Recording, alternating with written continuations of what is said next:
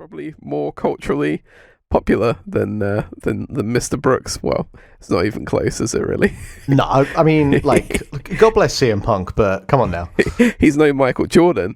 No, I tell you what, we'll move into it then, because I've seen the trailer for the new Space Jam. I was going to say, have you seen it? Because if you haven't, do you mind me spoiling it for you?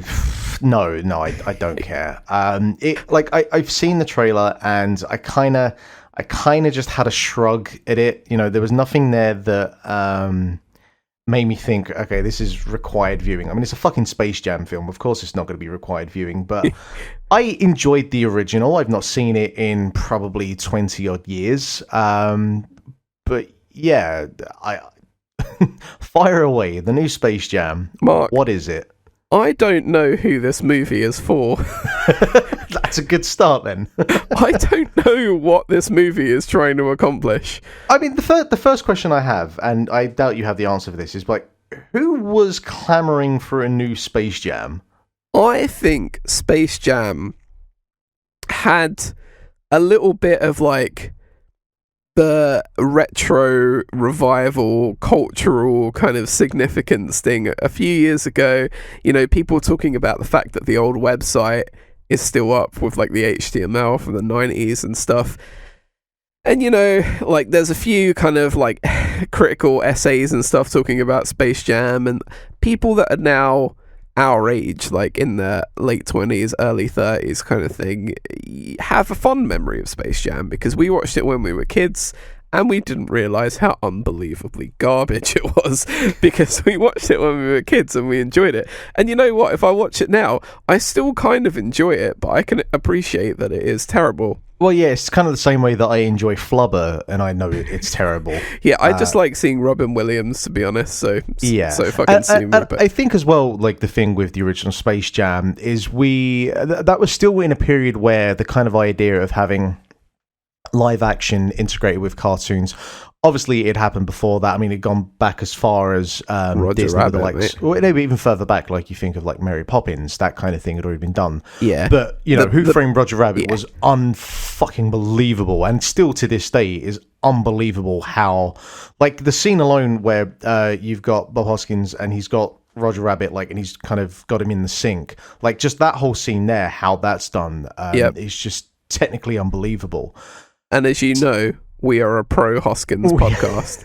It goes without saying, yeah. This is a Hoskcast, my friends. But, you know, a couple of years later, and it's still, you know, an incredible thing, and we hadn't got to the point where I think it's fair to say that we are a little bit desensitized when it comes to not animation, but CGI and that kind of post-production in films. Like we're at the point now where there isn't really that much more you can do that we haven't seen. Space Jam's just an oddity as well. It really is. It's like Michael Jordan at that point is at the cultural zenith. He's the most famous sports star on the planet, bar none. Nobody's even close.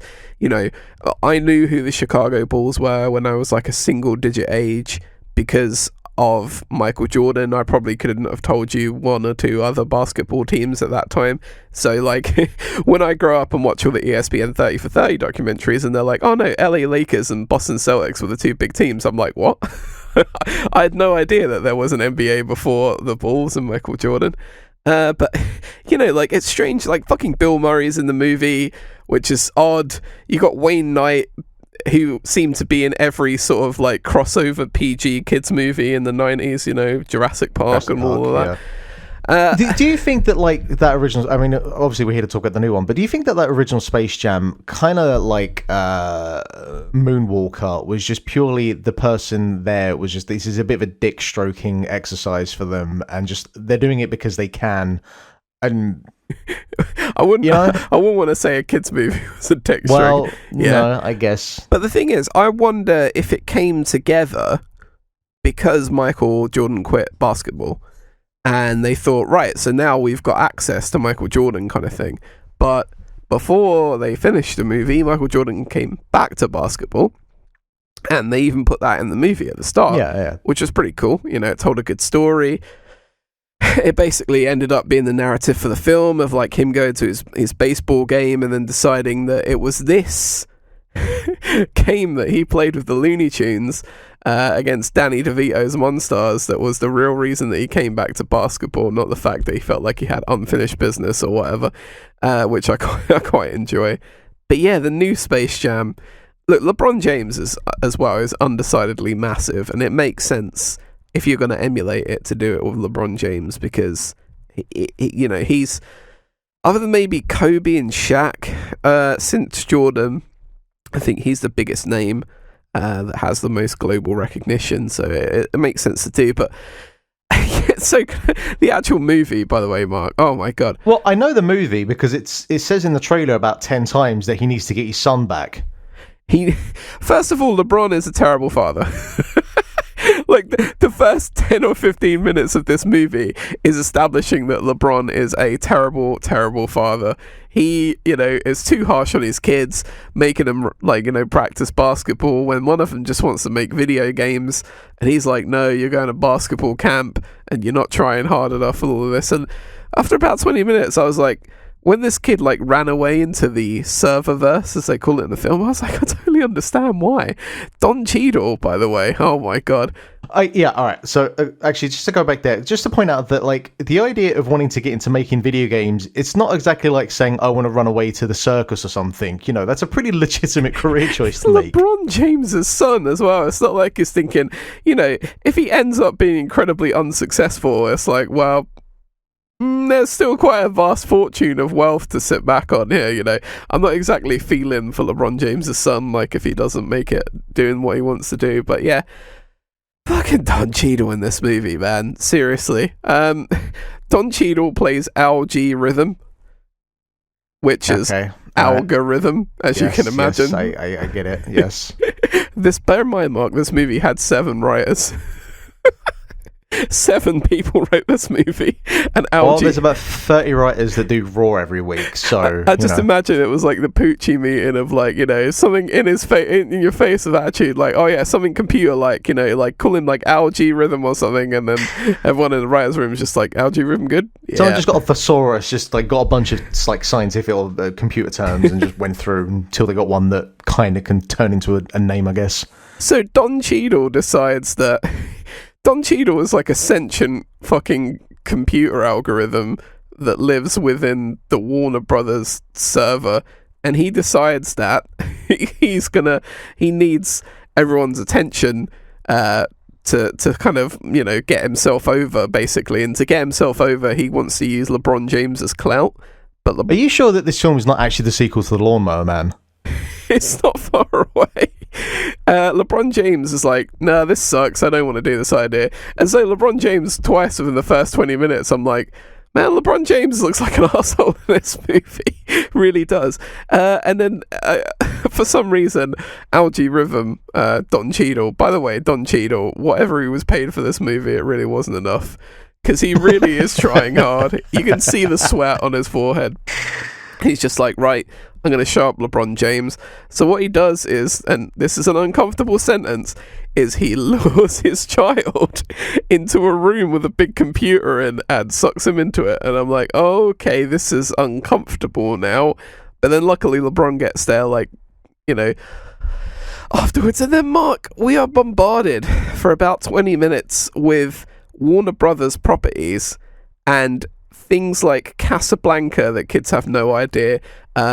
Austin Powers is in this movie. I did see a clip on Twitter about this, and obviously without any context, I have no idea what the fuck's going on, but I guess even with context, there's no fucking clue what's going on. Basically, all of the Looney Tunes characters get separated from the Looney Tunes universe in the serververse and put into other universes of other movies. There's a Harry Potter one in there as well. Rick and Morty turn up and catapult one of the Looney Tunes back into Looney Tunes world. It's just you look at all these references and you're like, this is meant to be for 10, 12-year-old kids, and I'm seeing Casa fucking Blanca on the screen and stuff, and I'm like, what? Who is this movie for? What are they doing here? I don't understand it. And then you get to an hour into the movie and the basketball game starts. And I'm like, yeah, cool, okay. Movie kind of sucks, but at least we're at the basketball game section now. So, You know, LeBron's son turns heel on LeBron as well, and he's like, no, I'm going to try and defeat you, you know. And LG Rhythm's like, right, I'm going to suck everyone in the universe into my serververse so I can be like... So we've got the Lawnmower Man, we've got Yep. Tron, obviously, we've got Hook in there. Yep. What else am I missing? No, that's about it. But yeah, we get to an hour into the movie and the basketball game starts, Mark. There's another hour of the movie after the basketball game starts, Mark. Oh my God. The one good thing about this movie, and this is spoilers if anybody doesn't want to know this, is the cameo.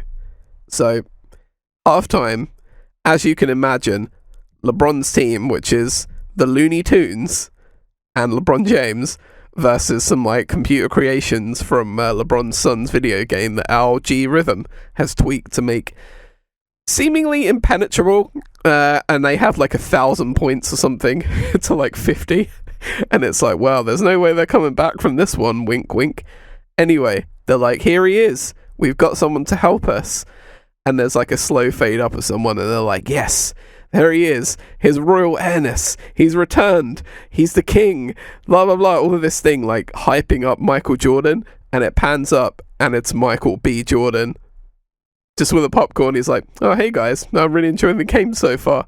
And I was like, you know what, that popped me. And it's the only thing really that popped me, because a lot of the things in this movie are just too bizarre to really take any credible note of. And yeah, it's just like the basketball game section's an hour long, Mark. It needed to be it needed to be 20 minutes, Mark. It was as long as the actual it was longer than the actual added to time together section of it. God, I know. It's yeah. It was just insane. Do you remember when films were 90 minutes long? Oh, I like 90-minute films, yeah, I really do. You get in, you get out, job done. Exactly. Oh, this movie's like an hour 55, I think. It's just yeah, it's insane. But yeah, the Michael B. Jordan thing was cool, and it's weird to see like Casablanca, Rick and Morty, and Austin Powers in a movie for kids. None of them will understand any of the references that are being put up on screen. But none of that matters, because the movie is just interminable garbage. And yes, I was greatly, I wouldn't say disappointed, because I wasn't expecting it to be good, but I was actually shocked by how unbelievably shite it was, regardless of being shocked by it. So yeah, Space Jam: A New Legacy is the sort of film that I would recommend watching just to say what is going on here. I'm almost like I'm morbidly curious to see it, because I'd be interested to see if I would hate it more than F9.